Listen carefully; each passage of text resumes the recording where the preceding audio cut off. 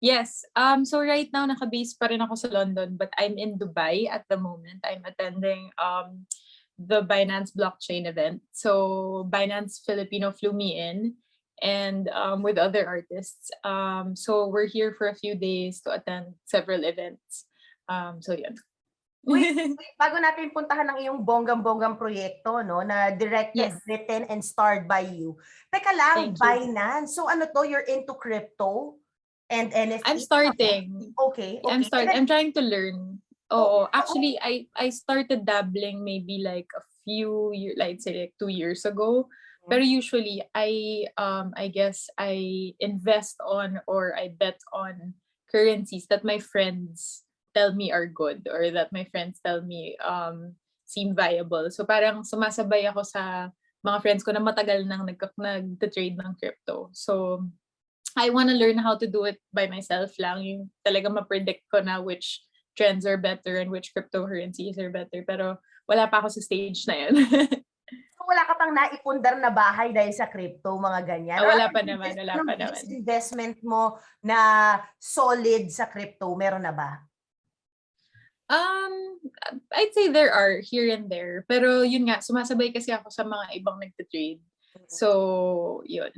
Wala pa notable Ano kumbaga naman? na worth sharing. Wala pa. Kumbaga, Wala nag-aano pa naman. Hindi pa pambili ng bahay. Wala pa. pero seryoso yung ano, seryoso yun. Nasa event ka mismo at ikaw ang tinap ng Binance. I mean, that Yeah. wallet is very much trusted by people all Yes, over. it's a huge community, and also ang saya ng event kasi they really flew in a lot of I guess influencers who are interested or who have been trading cryptocurrencies from all over the world. So yesterday was the welcome event. So ang dami talaga, like my influencers from Italy, from Brazil, from Taiwan, from the States.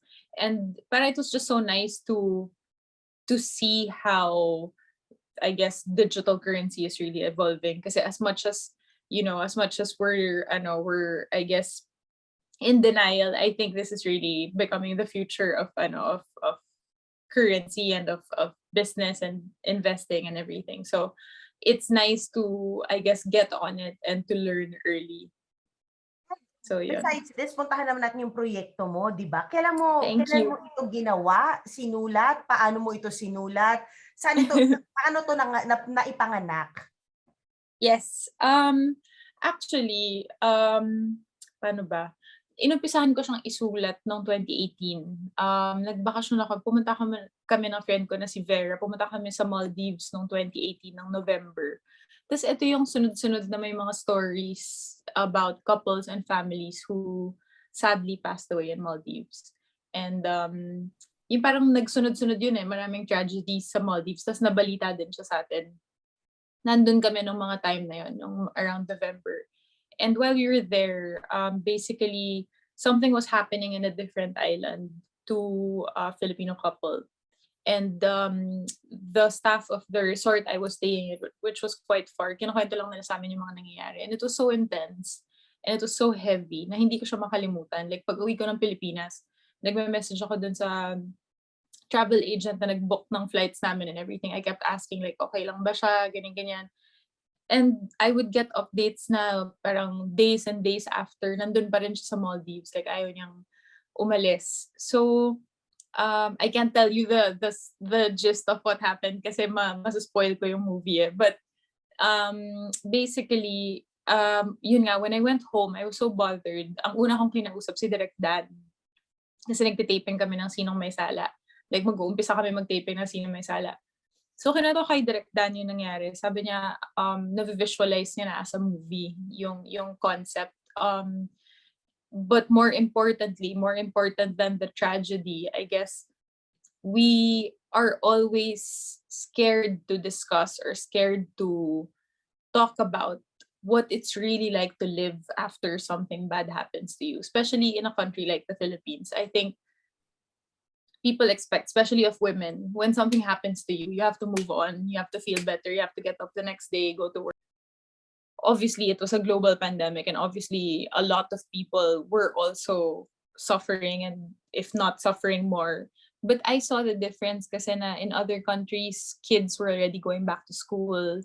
people were out, people were swimming. Yung parang they were living a normal life again. And parang I wanted that for myself. Also, if anything, I think the pandemic taught me na the world is so small.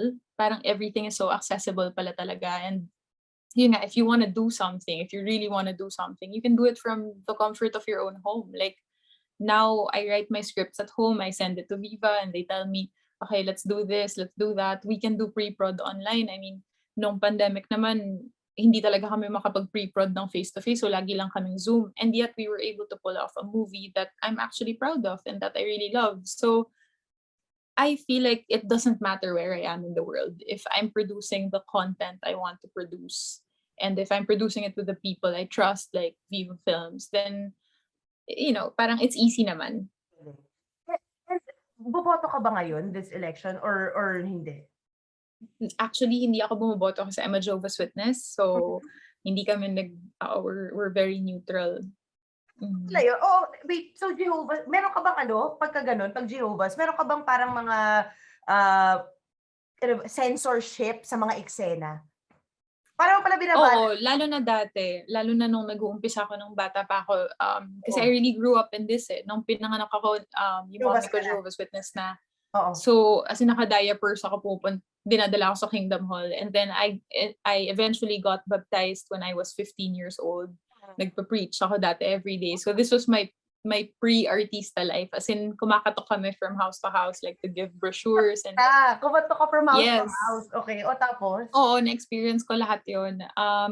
But sadly, I'm not as active as I was when I was a kid. Kasi, paano ba? Yung first foray ko into, I guess, nag-house to house kami na artista na ako.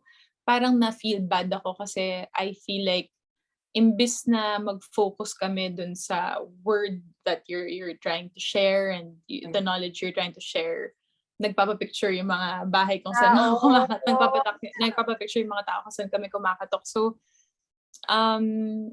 parang I personally felt like I didn't feel comfortable with that. Kasi nga, you're there with a purpose diba? You're offering Bible studies, you're trying to give people hope with the word of God, tapos nadidistract sila.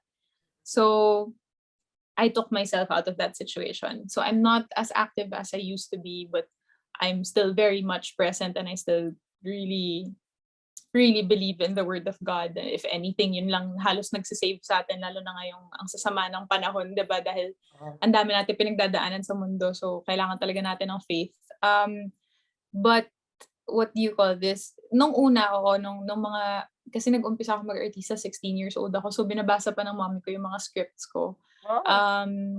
Ganong level, Tapos may mga eksena na yun, pag medyo may konting questionable scenes, I beg off. Like, marami akong mga eksena na dapat may parang eksena ng blood transfusion and stuff like that. I inform, hindi pwede. So, I inform my EP na pasensya na